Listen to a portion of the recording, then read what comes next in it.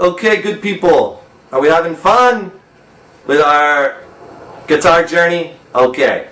Now, this is a practice. I want to tell you a little bit about what you should be practicing right now, because remember, it's so important to make the most use of your time that you're following a structured practice regimen that we're setting up at the Next Level Guitar. This is what's going to get you to keep increasing in levels as you move along. So right now, okay, you know obviously how to hold the pick, how to hold the guitar, the parts of the guitar, the open strings, E, A, D, G, B, and E.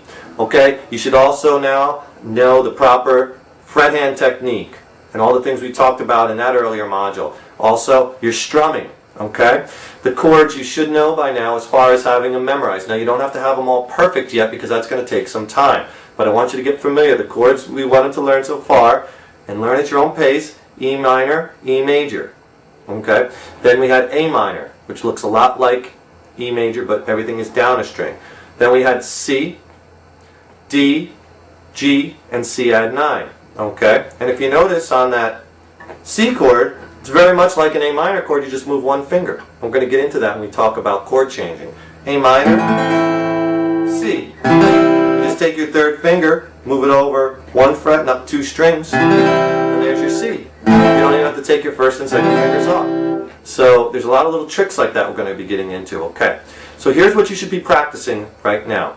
I want you to be practicing those 1, 2, 3, 4, 5, 6, 7 chords. And when I say practicing them, I mean try to get the fingering down so you know that this is a C add 9. Where your fingers go, and also you should be practicing them like this, hitting them one string at a time so you get them all to ring out. And then hit them all together. That's a C add 9. This is not. Oh, why is it doing that? Okay, so like I was saying, that is not a C add 9. Oh, you're fingering it, but your other fingers might be hitting the other strings, so you got to kind of get on the fingertips, wrist down, make sure your technique is right, and get it. See, when you do that, when you play them one at a time, that's actually also called arpeggiating. Isn't that pretty cool? When you hit the notes all at once, that's like you're strumming the chord. But when you play them one at a time, I'm just going right down the C add 9 chord. Remember, we're not playing the low E string on that chord. That's called arpeggiating, and they use that in a lot of songs. And you're arpeggiating now after only a couple of lessons and grabbing the guitar, which is awesome. They use that in a lot of songs where they'll be playing stuff like, I'm not moving my left hand, I'm staying on the C add 9, but I'm just grabbing some of those notes one at a time. Isn't that cool? So you can fool around with that and have fun. Okay, so I want you to go through those chords one at a time. E major, make sure and then hit them all together, arpeggiate them, then all at once. Make sure you get them all to ring out. And I also want you to memorize that that's an E major. So if I say play an E major, you're not going to have to go back and look at the sheet. You're going to eventually know what E major is. And these open position chords, believe me, if you can get these, we're going to work on 8 or 9, you're going to be playing thousands of songs just with those 8 or 9 chords. That's it. I mean, we're going to learn a lot more, and you can take it to whatever level you want. We're going to learn a lot more. But just with that, just to show you how fast you're going to be playing songs and having fun and playing with your friends and playing for your girlfriends, boyfriends, family members, work, whatever social situations, and enjoying and reaping the benefits of playing music, right? Okay, so your practice regimen right now should be learning those chords. While you're learning them and getting them to sound good, I want you to practice your strumming. You should have watched, before this I had some videos on strumming. Quarter notes, eighth notes, and a strum pattern. I want you to be to the point where you could play strum 2. Okay? That's, here's a G chord. Down, down, up, down, up, down, down, up,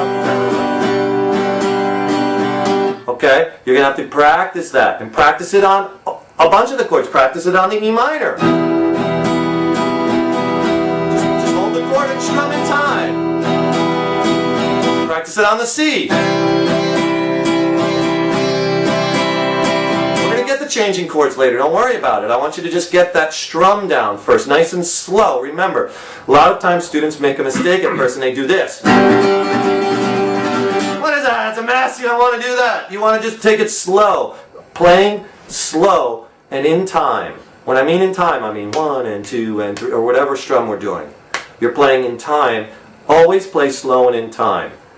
There's no sense playing faster and out of time. You can't play in time. You won't be able to play any songs, you won't be able to play with any other people. It's so critical.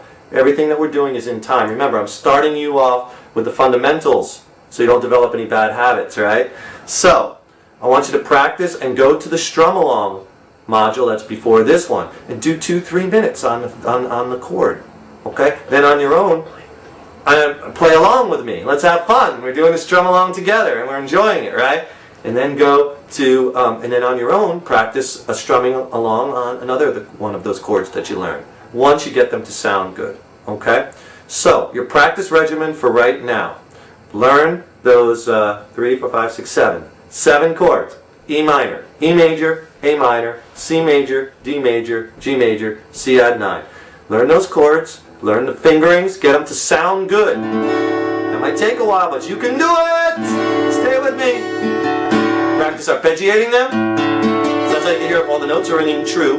And strumming them.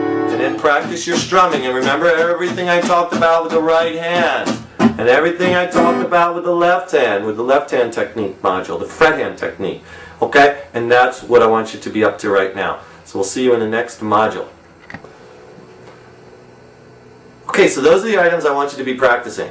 Okay? And remember, when you're doing your chords, okay, and you're working, just give me 5 minutes a day. That's all. You could do that, 5 minutes a day on your chords and 5 minutes a day on your strumming. No problem. So while you're waiting for the potatoes to bake or the dishes to, a load of dishes in the dishwasher or your laundry, we all wait for our laundry, right? We all like clean clothes. Grab your guitar. Remember what I said in the previous module. Leave your guitar lying around in a room that you're in a lot. Don't pack it away in the closet. Put it there around. Buy a cheap guitar stand, $10. Okay? And grab your guitar. You have 5-10 minutes here and there. So 5 minutes a day on these chords. 5 minutes a day on strumming. And learn those chords, okay? Anybody could do that. You don't have to sit down for an hour. Alright? 5-10 minutes here and there. Put the time in. Get the chords down. Get the strumming down. I know you can do it. Alright? And we'll see you in the next module.